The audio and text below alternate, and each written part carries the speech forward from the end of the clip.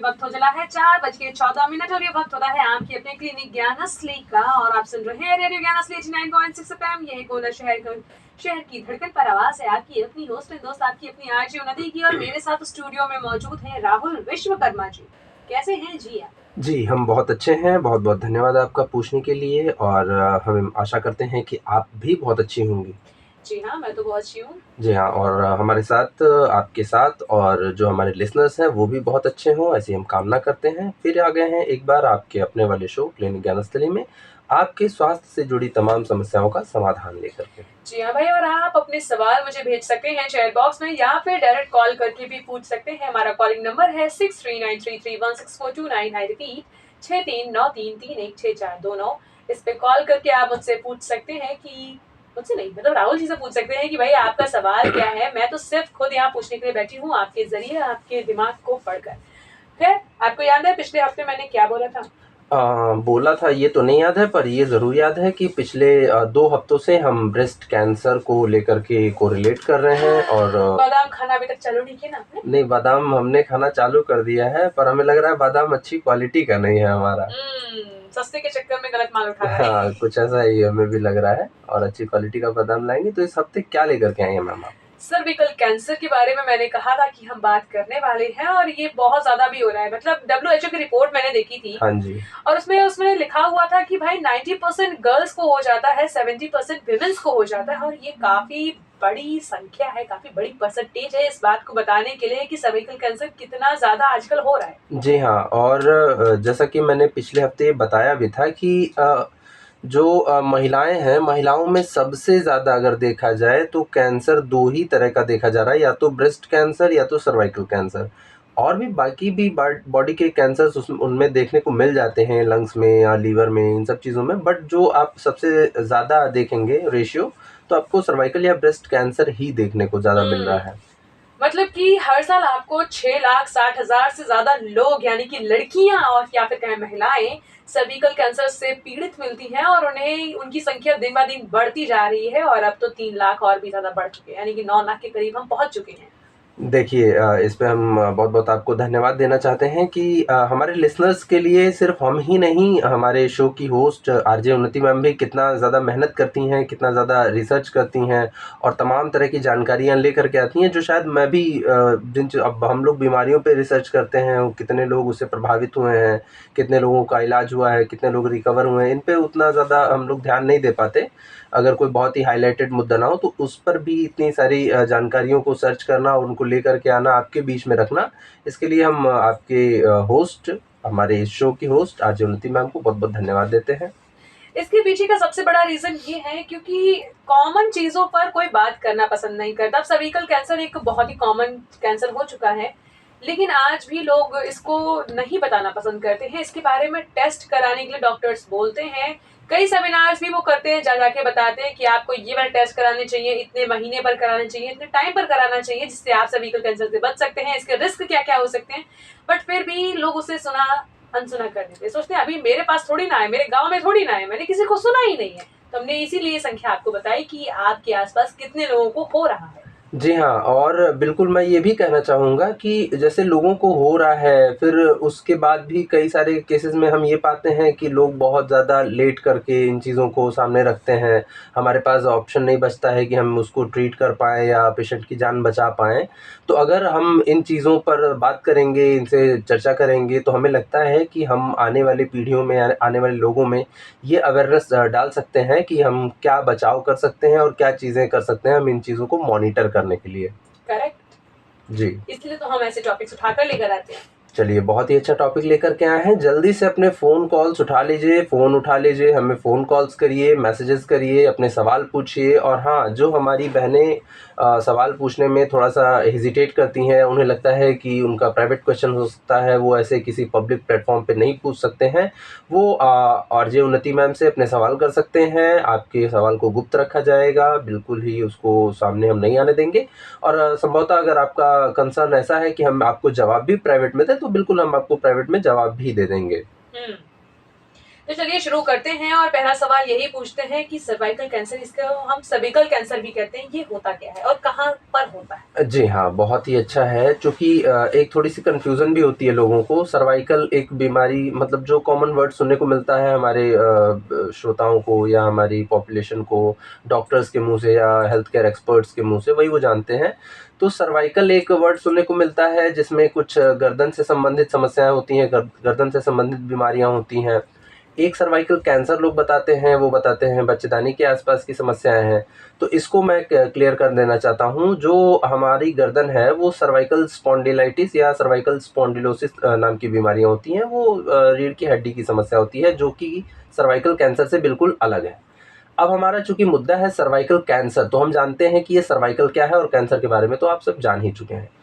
चूँकि हमारे जो बच्चेदानी होती है, बच्चेदानी का एक हिस्सा होता है जो बच्चेदानी का मुँह कहलाता है। एक्चुअली वो सर्विक्स होता है, जो गर्भाशय का मुख होता है, वो सर्विक्स होता है और यही वो जंक्शन होता है जहाँ से योनि और गर्भाशय यानी कि वजाइना और आपका जो यूटेरस है वो सेपरेट होता है, मतलब अलग-अलग होता है।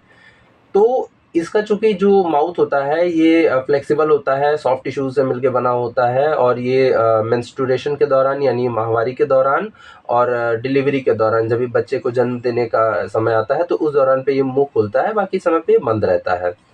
इस जगह पे कैंसर का पनपना, वो जो गर्भाशय का मुँह है, बच्चेदानी का मुँह है, उस जगह पे कैंसर का पनपना, वहाँ पे घाव बन जाना, गाँठ बन जाना, जो कि धीरे-धीरे आगे चल के कैंसर में तब्दील हो जाना, यही समस्या सर्वाइकल कैंसर कहलाती है क्योंकि ये सर्विक्स नाम के बॉडी के पार्ट पे होती है, तो इसलिए इसका नाम सर्वाइकल कैंसर है और काफ़ी ज़्यादा घातक होती है। महिलाओं में 2 सबसे ज़्यादा कैंसर का कारण, जैसा कि मैं बता चुका हूँ, ब्रेस्ट कैंसर और cervical cancer. Thank you so much दोनों को क्लियर करने के लिए। और अब चलते हैं हमारे अगले सवाल की तरफ, वो ये है कि सर्वाइकल कैंसर होने के सबसे बड़े रीजन क्या होते हैं?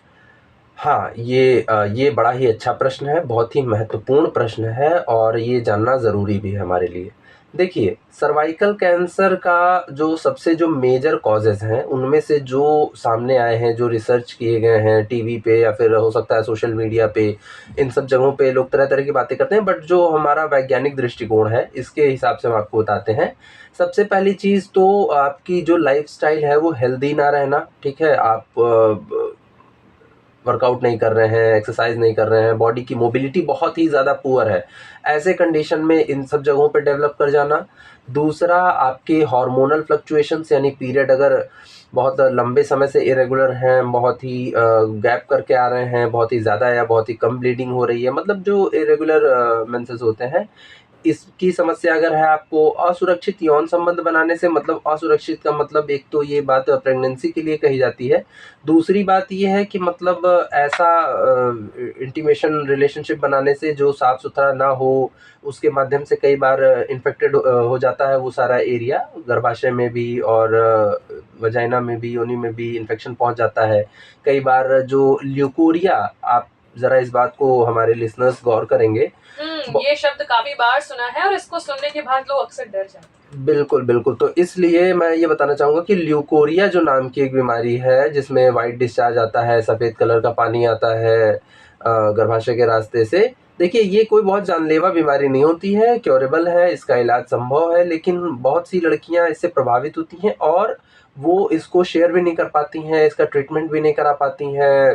तो ये समस्या अगर बहुत लंबे समय से बनी हुई है, मैंने इनफैक्ट कई कई सारे ऐसे पेशेंट्स को देखा है, अपनी क्लिनिकल प्रैक्टिस में देखा है, जो आके हमको बताते हैं कि हमको 5-6 साल से है, 10 साल से है ऐसा करके, बट वो उसका इलाज नहीं करा रहे हैं। क्योंकि वो बहुत कॉमन हो चुका है और सबको लगता है कि ये बहुत नॉर्मल चीज़ें हैं। जी हाँ, सबको लगता है ये नॉर्मल चीज़ है, ऐसा यूजुअली सबके साथ होता है। चूँकि महिलाएँ आपस में बातचीत करती हैं तो 10 में से 4-5 6 महिलाएँ मिल जाती हैं ऐसी जो बताती हैं, हाँ, हाँ, मुझे भी है, बहुत दिन से है, कोई दिक्कत नहीं हो रही है इससे। ये होने के बावजूद भी बाल-बच्चे भी हुए, मतलब प्रेगनेंसी का भी कोई डर नहीं होता है, तो इसे अवॉइड कर देते हैं। ये सारी जो समस्याएँ हैं, ये आगे चल कर के कहीं न कहीं कैंसर में डेवलप कर सकती हैं। बहुत ज़्यादा चांसेस होते हैं। हफ्ता 10 दिन 1-2 महीने में या साल भर में नहीं होता है। लंबे समय से अगर बना हुआ है तो उसको आप बिल्कुल ट्रीट कराएँ, इन्वेस्टिगेशन कराएँ कि क्या दिक्कत आ रही है अंदर से।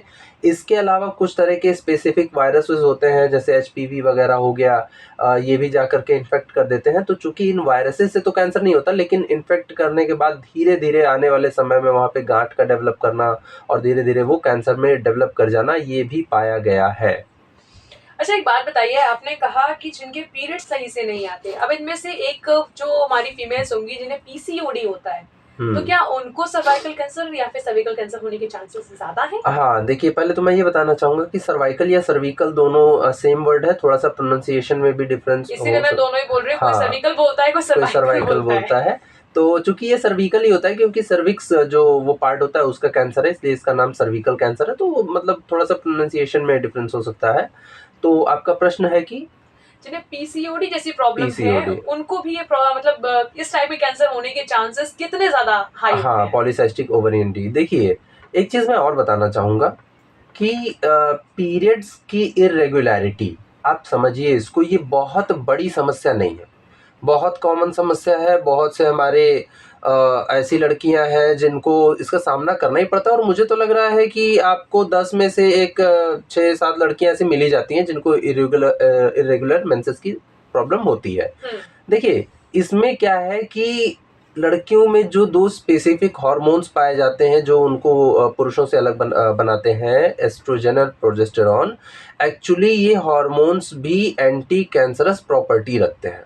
मतलब ओके। हाँ, मुझे लगता है ये काफ़ी टेक्निकल जानकारी है, ये यूजुअली आपको नहीं मिलती होगी ऐसे साइट्स पे, इन रिसोर्सेज से।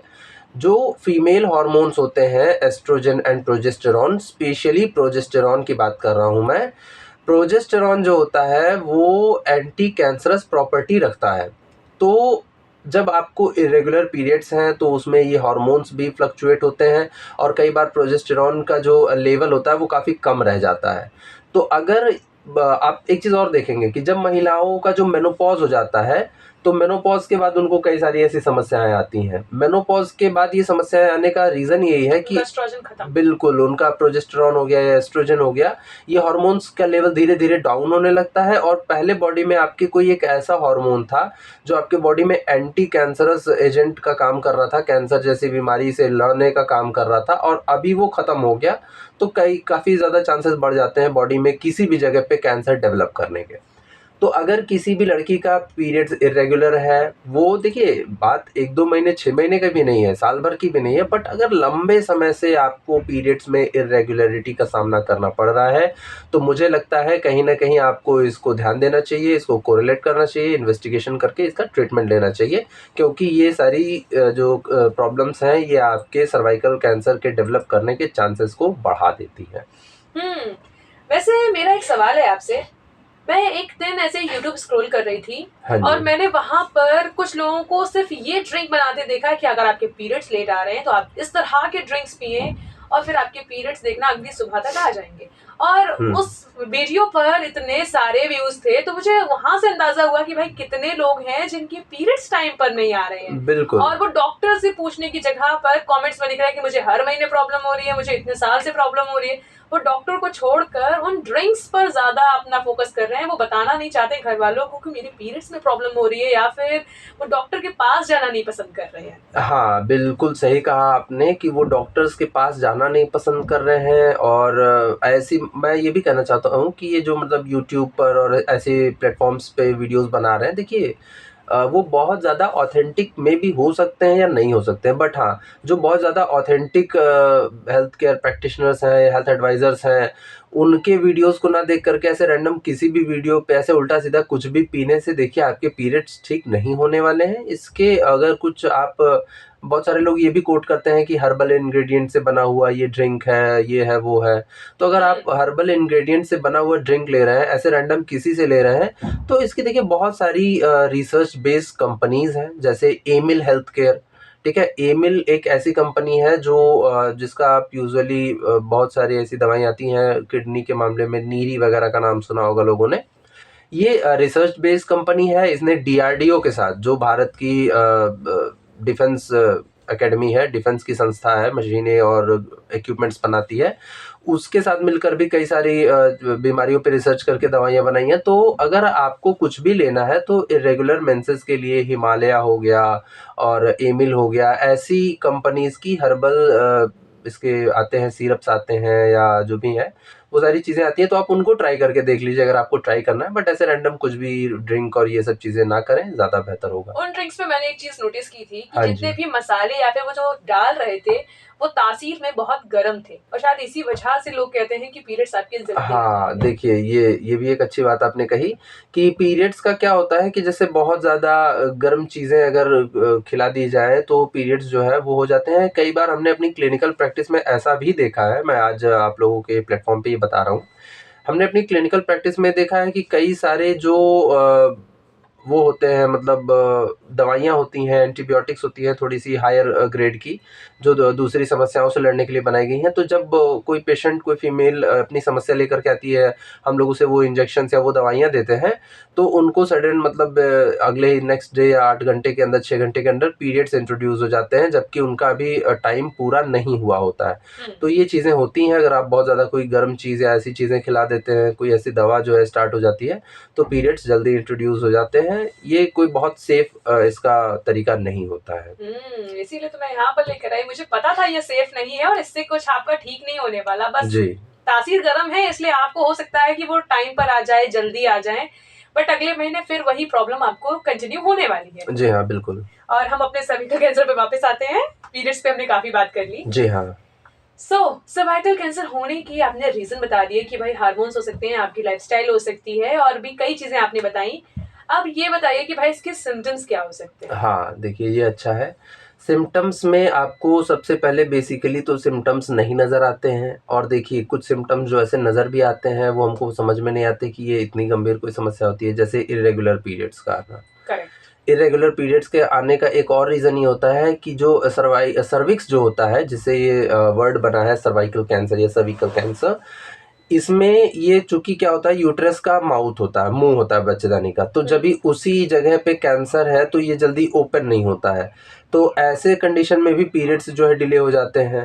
तो इर्रेगुलर पीरियड्स का होना, पेनफुल मेंस्ट्रुएशन, आपको पीरियड्स के दौरान बहुत ज़्यादा दर्द होना, बीच-बीच में भी कभी ब्लड का आ जाना, ब्लीडिंग आना, ठीक है? तो ये जो बहुत बेसिक से सिम्पटम होते हैं, जो नॉर्मल किसी लड़की को अपने मेंस्ट्रुअल फेज़ में जिनको जनरली सामना करना पड़ जाता है, वैसे सिम्पटम्स तो यही बेसिक होते हैं। इन्वेस्टिगेशंस पे पता लगता है, जैसे अगर सर्विक्स में कोई गांठ दिख रही है या ऐसा कुछ दिख रहा है, तो ये इन्वेस्टिगेशन करने पे ही पता चल पाता है कि हाँ, ऐसी कोई प्रॉब्लम डेवलप हो रही है आपकी बॉडी में।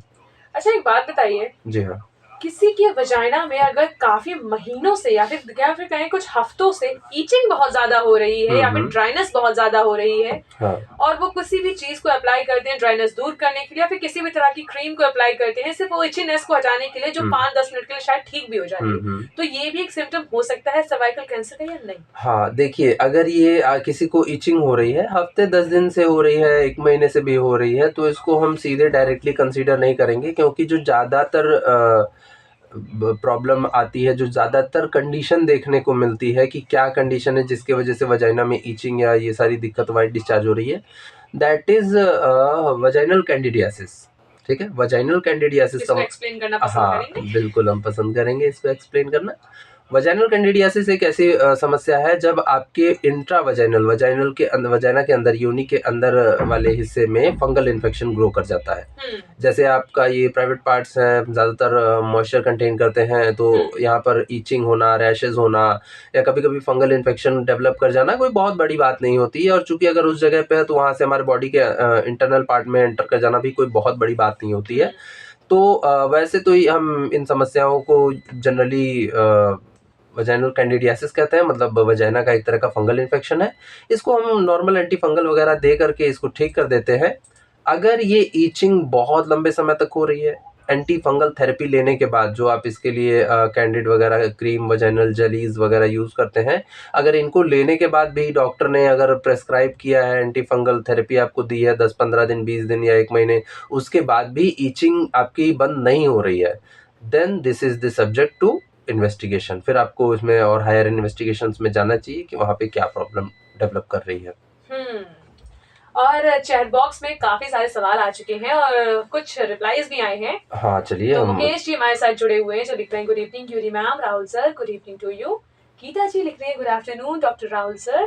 गुड आफ्टरनून हमारी तरफ से। गीता जी बहुत बहुत स्वागत करते हैं आपका। भाई मुकेश जी कह रहे हैं कि सवाल तो मुझसे ही पूछेंगे, कोई बात नहीं हम आपको तक डिलीवर कर देंगे, फिर और क्या है। जी हाँ। और इसी के साथ लिख रहे हैं कि मेरी तरफ से भी thanks, thank you so much. And इसके बाद उनके घर में तूफान आ गया, मतलब उनके वहां जहां पर वो रहते हैं वहां तूफान आ गया। और गीता जी कह रही हैं कि इन सब बीमारियों का एक कारण ये भी है कि लड़कियां आज भी फैमिली मेंबर से इन सब बारे में खुलकर बात नहीं कर पाती हैं। जी हाँ, हम गीता जी की बात का समर्थन करते हैं और इसीलिए हम इन चीज़ों को स्पेशली जो फीमेल एम्पावरमेंट है हम लोग उसको प्रमोट कर रहे हैं। महिलाओं से जुड़ी हुई समस्याओं को भी लेकर के आ रहे हैं।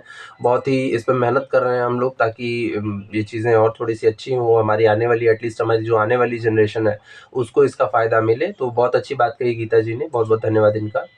और मैं इसकी टोटल अपोजिट हूँ, मैं सब पूछती हूँ, कहीं भी पूछती हूँ, किसी से भी पूछती हूँ। मैं ऐसे वॉलंटियर्स का भी धन्यवाद देता हूँ जो एटलीस्ट एक मंच पे स्पेशली अगर कोई एक फीमेल वॉलंटियर है, कोई एक लड़की है जो इन चीज़ों को सामाजिक रूप से लेके आ रही है, ये बातें रख रही है। एटलीस्ट आपके जो क्वेश्चंस होते हैं वो एटलीस्ट मुझे लगता है नहीं कुछ तो जो 40-50% पॉपुलेशन है फीमेल्स की, उन फीमेल्स के मन में भी ये क्वेश्चंस रहते हैं। शायद वो पूछ नहीं पाते किसी से या उनको कोई ऐसा सोर्स नहीं मिल पाता जो ऑथेंटिक जानकारी दे सके। तो बहुत अच्छा है, आपका बहुत-बहुत धन्यवाद क्योंकि आपके क्वेश्चन से उनके सवालों का भी जवाब उनको मिल जाता है। करेक्ट। इसीलिए भाई, और कुछ लोग ऐसे भी होते हैं जो शब्दों की वजह से नहीं पूछते कि ये शब्द सुनने में अच्छे नहीं लग रहे हैं तो बोलने में कैसे लगेंगे। हाँ, ये भी है, तो इसके लिए भी हम लोगों को मतलब प्रमोट करना चाहते हैं, लोगों को प्रोवोक करना चाहते हैं और ये चाहते हैं कि लोग ज़्यादा से ज़्यादा प्रश्न पूछें, ज़्यादा से ज़्यादा अपनी समस्याओं को हमारे सामने रखें। क्यूरियोसिटी को बढ़ाएं, जी हाँ। पूछें और ऑफ कोर्स राहुल सर बैठे हैं 1 घंटे के लिए, जितना दिमाग चाटना हो चाटिए इनका। जी हाँ, बिल्कुल, जैसा कि उन्नति मैम करती रहती हैं बराबर। एक्चुअली मेरा काम है। जी हाँ। बट गीता जी लिख रही है सर्वाइकल कैंसर की कोई वैक्सीन भी होती है या नहीं। हाँ, ये बड़ा ही अच्छा। मुझे पूछना था और मैंने हाँ। सेमिनार में सुना था कि इसकी होती है और टाइम टू टाइम लगवाई जाती है। जी, देखिए ये बड़ा ही अच्छा प्रश्न पूछा गीता जी ने, बड़ा ही आधुनिक प्रश्न पूछा और शायद मुझे लग रहा है कि अगर ये ना पूछती और आप भी ना पूछती तो मेरे ज़हन में ये बात ध्यान में नहीं आती। नहीं, मैं पक्का पूछती। चलिए दोनों लोग को धन्यवाद करते हैं। देखिए, सर्वाइकल कैंसर की वैक्सीन हम लोगों ने हाल ही में डेवलप की है। बहुत लंबे समय से रिसर्च चल रहा था, इस पे बहुत सारे वैज्ञानिक लगे हुए थे।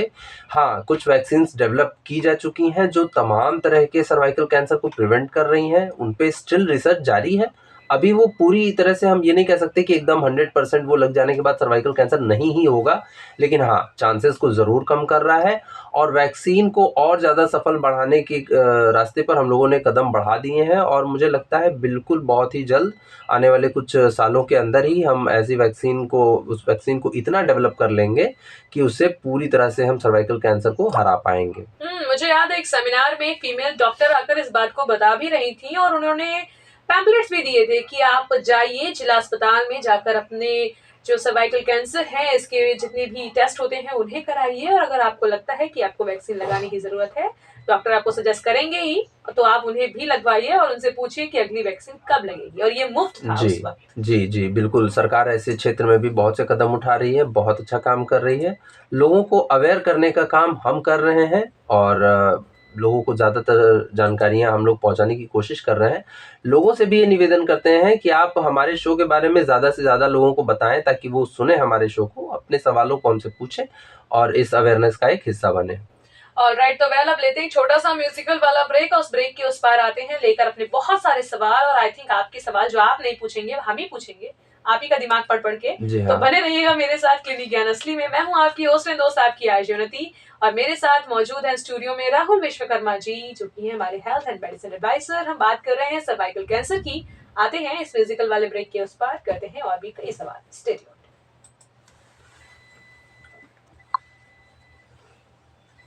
रेडी?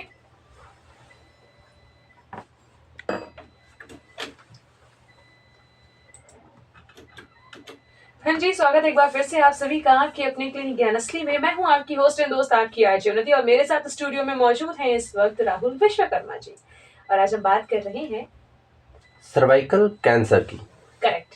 और इसी के साथ के जी हमारे साथ जुड़े हुए हैं, जो लिख रहे हैं ma'am ji, Unnati ma'am ji and doctor sir ji नमस्कार। नमस्कार टू यू। आंधी नमस्कार। आया है। आंधी आई है, ठीक है, आंधी से बच नहीं के आई रहिए। नहीं, आया है। अच्छा, आंधी आया है। ठीक है, और हम आशा करते हैं कि उस आंधी में हमारे के जी सुरक्षित होंगे। हाँ भाई, के जी को सुरक्षित रहना बनता है। जी हाँ। खैर, हम सर्वाइकल कैंसर के बारे में बात कर रहे थे, जिसे लोग सर्विकल कैंसर भी कहते हैं। जी। तो हमने इसके रीजंस जान लिए, इसके कुछ सिम्टम्स भी जान लिए, और अब मैं आपसे ये पूछूंगी कि आपका इस पर खुद का क्या ओपिनियन है कि इसे हम कैसे कंट्रोल कर सकते हैं। ये अच्छा प्रश्न है कि मेरा क्या ओपिनियन है। करेक्ट। क्योंकि ऐसे कंडीशन में क्या होता है कि जितने भी एडवाइज़र्स होते हैं, जितने भी इस डिपार्टमेंट के स्पेशलिस्ट होते हैं, उनका अपना एक अनुभव रहता है, उनका अपना एक एक्सपीरियंस रहता है। देखिए, सबसे पहले तो जो मैंने एक्सपीरियंस किया, मैंने जो अनुभव किया अपने क्लिनिकल प्रैक्टिस में, उस हिसाब से बताता हूँ। सबसे पहले तो ये करना चाहिए, जो हमारी लड़कियाँ हैं, उनको एक अच्छी लाइफ़स्टाइल, जिस पे हम लोग हज़ारों बार चर्चा कर चुके हैं, अच्छा खाना, अच्छे से रहना, हाइजीन को मेंटेन हाइजीन को करना, डाइट मेंटेन अच्छी करना, लेना। डाइट अच्छी लेना, एक्सरसाइज वगैरह करते रहना।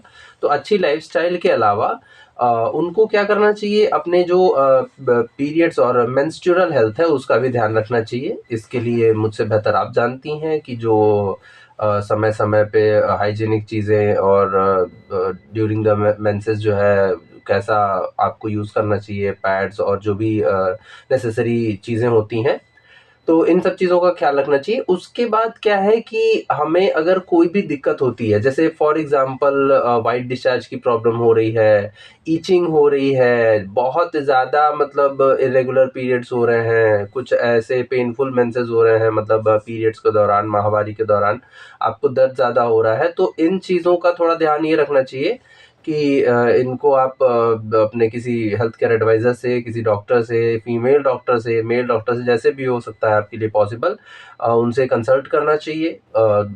चिकित्सा से जुड़ी हुई सलाह और दवाइयाँ लेनी चाहिए। उसके बाद भी अगर ये ठीक नहीं हो रहा है, तो एक बार आपको अच्छे से इन्वेस्टिगेशन करना चाहिए। इन्वेस्टिगेशंस में क्या होते हैं, जैसे कुछ बेसिक अल्ट्रासाउंड वगैरह करके आप देख सकते हैं कि किसी तरह का ट्यूमर, किसी तरह की गाँठ, यूट्रस में बल्कीनेस या फिर पीसीओडी वगैरह की प्रॉब्लम डेवलप नहीं कर रही है, तो आपको स्क्रीनिंग करना चाहिए कि समय-समय पे आपको टेस्ट करवा लेना चाहिए, जिससे कि ये क्लियर हो सके कि हाँ, ऐसी कोई गंभीर समस्या डेवलप नहीं कर रही है। ओके, तो भाई मेरे सवाल से पहले विकास जी का सवाल आया है, और उन्होंने आपसे एक सवाल पूछा था कई दिनों पहले अच्छा। कि सर आपने जो दवा बताई थी बीटाडीन गार्गल, उसे मैंने माउथ वॉश किया था, छाला कुछ दिन के लिए चला गया था और अब वो फिर से वापस आ जाता है। मेरे माउथ में दांत निकली हुई जगह पर छाला पड़ता है। अच्छा, दाँत निकला हुआ है, ऐसी जगह पे छाला पड़ता है, विकास तिवारी जी का कहना है। ठीक है, विकास जी को हम बताना चाहेंगे कि अगर छाला ठीक हो जाता है, ठीक होने के बाद भी सेम जगह पे अगर रिपीट कर रहा है, आपको बार-बार छाला आ रहा है और जिन जगहों पे वो छाले थे, सेम अगर उसी जगह पे डेवलप कर रहा है, तो फिर ये विषय बनता है जाँच का। कुछ और चीज़ें होती हैं जिसके साथ थोड़ा-सा हम ट्रीटमेंट कर सकते हैं। कभी-कभी वो फंगल इन्फेक्ट, जैसे मैंने वजाइना में बताया, वजाइनल कैंडिडियासिस, वैसे ही ओरल कैंडिडियासिस भी होता है, मतलब माउथ में फंगल इन्फेक्शन हो जाता है, जिसकी वजह से कई बार वहाँ पर सेम जगह पे रिपीट करता है। तो एक बार जो डॉक्टर्स होते हैं वो उसको एज एन एंटी फंगल और एंटी बैक्टीरियल थेरेपी भी देते हैं, एंटीबायोटिक्स वगैरह देते हैं। अगर उससे ठीक हो जाता है, आपको अगर छाले बहुत ज़्यादा पड़ रहे हैं तो आपको विटामिन बी कॉम्प्लेक्स, आपने सुना होगा लोगों से कि अगर छाले पड़ रहे हैं तो बीकासूल नाम की जो एक कैप्सूल आती है वो लोग खा लेते हैं ज़्यादातर करके, ऐसा जी, कभी आपने सुना है? मैंने सुना है। वो रीज़न ये होता है क्योंकि विटामिन बी कॉम्प्लेक्स हमारे बॉडी के लिए बहुत ही ज़्यादा ज़रूरी होता है। आज भी ऑन है।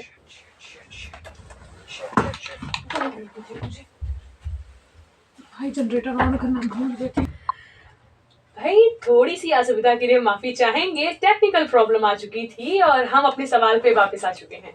जी हाँ, हम वापस आ चुके हैं हमारे इस टेक्निकल समस्या के बाद, जिसको हमारे टीम ने जल्दी से सॉर्ट आउट कर लिया है। खैर, हम विकास तिवारी जी के सवालों पर थे, आपको याद है कि भूल गए? जी हाँ, हमें बहुत अच्छी तरीके से याद है। हम उनको बता रहे थे कि उनको छालों की जो समस्या है, इसके लिए विटामिन बी कॉम्प्लेक्स की दवाइयाँ लेते रहें, बी कैप्सूल की कुछ दिनों तक खा लें। अगर इसके बाद भी छाले ठीक नहीं हो रहे हैं, तो ज़रूर उसको किसी एक्सपर्ट को दिखाने की ज़रूरत है। वो अपने स्तर से उसको इन्वेस्टिगेट करके देखेंगे कि आखिर क्या यहाँ पे प्रॉब्लम्स आ रही हैं। चलिए, ऐसी बात पर केके जी ने एक सवाल किया है कि डॉक्टर सर जी, इस अप्रैल महीने में मुंह में छाले क्यों होते हैं? सर जी, मैं भी बहुत परेशान हूँ। हाँ, देखिए वैसे मुँह में छाले होने के लिए कोई स्पेसिफिक सीज़न या मंथ नहीं होता है। शायद उनका अप्रैल होगा। हाँ, बट कुछ पेशेंट्स ऐसा सामना करते हैं कि कभी-कभी जो ठंडियाँ खत्म होती हैं या ठंडियों से गर्मियाँ जब स्विच कर रही होती हैं, तो कुछ क्लाइमेटिक चेंजेस के कारण, वातावरण में कुछ बदलाव के कारण हमारे डाइजेशन में, हमारे पाचन में थोड़ा-सा उतार-चढ़ाव होता है और इसकी वजह से छाले जो है निकलने लगते हैं। ये कोई बहुत बड़ी समस्या नहीं है। अगर छाले निकल रहे हैं, उसके बाद ठीक हो जा रहे हैं, तो समस्या नहीं है। अगर छाले बार-बार निकल रहे हैं, रिपीट कर रहे हैं, दवा खाने के बाद ठीक होकर के वापस से आ जा रहे हैं, तो इसको आगे कोरिलेट करने की आवश्यकता है। आई थिंक आप लोगों को जानकारी मिल चुकी होगी, और मेरी जो प्यारी-प्यारी सी फीमेल्स हैं, उनके लिए, उनकी तरफ से एक आखिरी सवाल ये भी है मेरा कि जी। सर्वाइकल कैंसर होने के सबसे ज़्यादा चांसेस किन्हें होते हैं? टीनेजर्स, या फिर जो अपनी 20s में हैं, उनके बाद, या फिर आफ्टर प्रेगनेंसी? हाँ, देखिए जो आफ्टर प्रेगनेंसी मतलब प्रेगनेंसी के बाद की जो एक्चुअली अगर मैं क्लियर वर्ड्स में बोलूँ तो जो मेनोपॉज़ का ड्यूरेशन होता है, मेनोपॉज़ का जो टाइम होता है, मतलब 35 के ऊपर की जो एज होती है, 40-42 समथिंग अक्रॉस, इस एज के आसपास के लोगों को ज़्यादातर केसेस रिपोर्ट किए गए हैं। टीनेजर्स में तो एक बार को मतलब ओके-ओके सा रहता है कि उनकी बॉडी उतनी कैपेबल होती है, जो सेल ग्रोथ होती हैं, जो सेल डिस्ट्रॉय करती है हमारी बॉडी और उसके बाद नए सेल्स का निर्माण करती है, नई कोशिकाएँ बनती हैं, उनके बॉडी में चूँकि वो ज़्यादा हो रहा होता है, इसलिए उनको तो ये समस्याएँ कम रिपोर्ट होती हैं, मतलब होती हैं उनको भी काफ़ी बड़े मात्रा में, बट जो ज़्यादातर केसेस हमारे पास आते हैं, जिनको जो एक्टिव केसेस जो हम तक पहुँचते हैं, वो ज़्यादातर ड्यूरिंग मेनोपॉज़ के आसपास के एज के लोग पहुँचते हैं, जिनकी एज लगभग वही 35 से 45 के आसपास की होती है। खैर, इसी के साथ अब वक्त हो गया है हमारा यहाँ से विदा लेने का, लेकिन उससे पहले, जाने से पहले बता दूं कि हमने जैसा प्रॉमिस किया था कि नेक्स्ट वीक हम अपने मेल्स सेंट्रिक प्रोग्राम को लेने वाले हैं, यानी कि उनको जो बीमारियां होती हैं, जिनके बारे में शायद वो भी बात नहीं करते, जी हाँ, हम उनके बारे में बात करने वाले हैं। बिल्कुल, बिल्कुल। और इसके बाद एक जो हमारा बहुत ही ज़्यादा फीमेल्स में सबसे कॉमन है, सबको होता भी है, और आई थिंक सभी को होता है, 99.99% फीमेल्स को होता है, इसको हम कहते हैं मेंस्ट्रुअल जी। पीरियड्स। इसमें भी कई सारे मिथ्स हैं, कई सारे सच हैं, हाँ। कई सारी ऐसी चीजें हैं जो हमें जानने की जरूरत है। होता सबको है, पता किसी को भी नहीं है। जी हाँ, बिल्कुल और उन सवालों पर भी हम बात करेंगे, उनसे जुड़े हुए जो मिथ हैं, उनसे जुड़े हुए जो गलतफ़हमियाँ हैं, उनको भी हम दूर करेंगे। करेक्ट। तो बने रहिएगा मेरे साथ, सुनते रहिएगा क्लिनिक ज्ञान असली। अगले संडे फिर मुलाकात होती है, लेकिन सबसे पहले हम लेंगे अपने मेल्स को, मेल सेंट्रिक प्रोग्राम। और गर्मियां आने वाली है, तो भाई ख्याल रखिए, पानी पीते रहिए, अपने स्किन का ख्याल रखिए, क्योंकि अब यहाँ से आपको फंगल इन्फेक्शन होने के चांसेस बढ़ जाएंगे। सही कहा ना? जी हाँ, बिल्कुल और फंगल इन्फेक्शंस को बढ़ने से रोकना है, उनको प्रिवेंट करने के लिए जो भी तरीके हम लोग जानते हैं, उनको अप्लाई करें और जिनको नहीं पता है, वो हमारे शो के साथ जुड़े, हमसे पूछें उनसे बचने के तरीके क्या हैं, उनसे बचाव क्या है और हम उनको बताएँगे। मतलब इतने कॉमन चीजें हमें हर दिन देखने को मिलती है, हमारे बॉडी के साथ चेंजेस हो रहे होते हैं, बट हमें पता ही नहीं होता है। तो इसलिए मैं सोच रही हूँ पहले उन कॉमन चीजों को भी उठाया जाए, जैसे टीनेजर्स की जो एज होती है, 12 के बाद लड़कियों का चेंज होते हैं, कुछ लड़के के चेंज होते हैं, और उनमें कई सारी बीमारियां वहीं से स्टार्ट भी होती हैं। जी। अब उसके बारे में कोई बात नहीं करता, बट मैं तो करूंगी। जी हाँ, हम उसके बारे में बात करेंगे, उनसे जुड़ी हुई समस्याओं के बारे में बात करेंगे और उसके निदान के बारे में भी बात करेंगे। ओके, एंड केके जी को एक सीक्रेट क्वेश्चन करना है आपसे। तो केके जी सीक्रेट आपका क्वेश्चन अपना नंबर बता के जाइए। अच्छा सीक्रेट क्वेश्चन मेरा नंबर पूछ रहे हैं, ठीक है मैं चैट बॉक्स में अपना नंबर देके जाता हूँ। जो भी हमारे जो लिसनर्स हैं जो छूट जाते हैं या जिनका ऐसा कोई क्वेश्चन रहता है वो हमारे पर्सनल नंबर पे भी हमें कॉल कर सकते हैं, जो नंबर हम आपको चैट बॉक्स में देकर जाने वाले हैं। और ऐसे क्वेश्चन जो आपको हमसे ऑन एयर ऑन रेडियो नहीं पूछना चाहते हैं, वो क्वेश्चंस भी हमसे कॉल करके पूछ सकते हैं। सुनते रहिए क्लिनिक ज्ञान असली अपनी होस्ट एंड दोस्त अपनी आशा उन्नति के साथ और राहुल विश्वकर्मा जी के साथ, जो कि हमारे हेल्थ एंड मेडिसिन एडवाइजर। फिर मुलाकात होती है अगले संडे आपसे यहीं इसी वक्त 4 से 5 के बीच में। तब तक के लिए बाय बाय, टेक केयर। सुनते रहिए रेडियो ज्ञान असली 89.6 FM। यह है गोंडा शहर की धड़कन पर। हंसते रहिए, मुस्कुराते रहिए, एंजॉय करते रहिए। Stay tuned.